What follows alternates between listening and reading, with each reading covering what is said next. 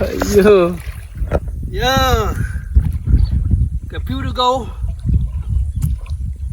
Cần phiêu mà quơ đi. Là trả lời một điều lắm à. Là vacation mà. Chắc chắn có gà luôn à. Chai yêu được gà luôn. Aja nama mana thank you. Ini dari PG aja. Ya betul mengenai year. Okay, bye. Muốn sao?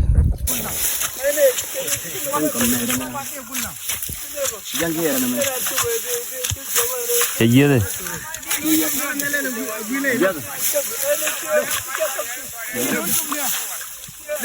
À.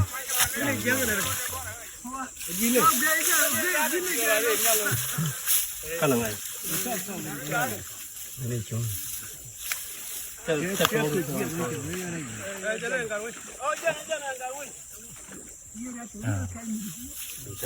Chạy gì?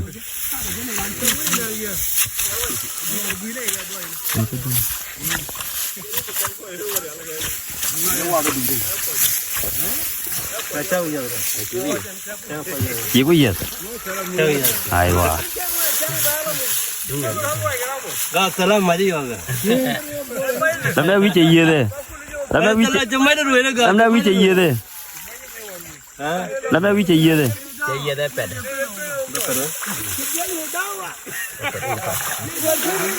Tapi aku cek iya deh. Kenapa mai gua? Mai. Cuma dua ya. Kajar ke mau?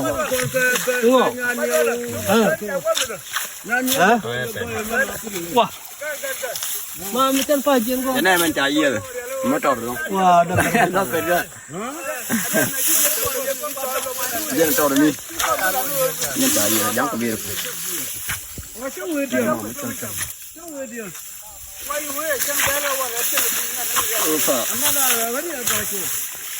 Eh, lo mainnya kok kuarel lo, kok benar kok jeng belah korun.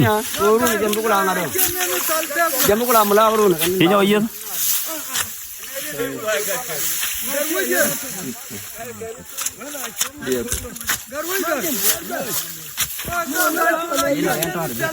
Iya deh. Jadi, tadi macam, lamnya wiji iya deh. Nam baju, iya deh.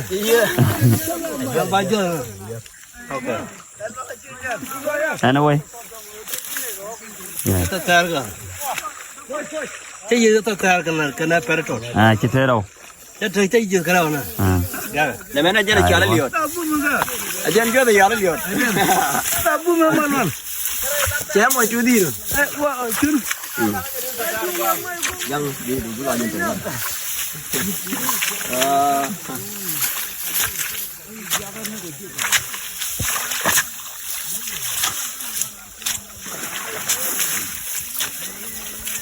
Ada $1 sih. Anu kau gagal.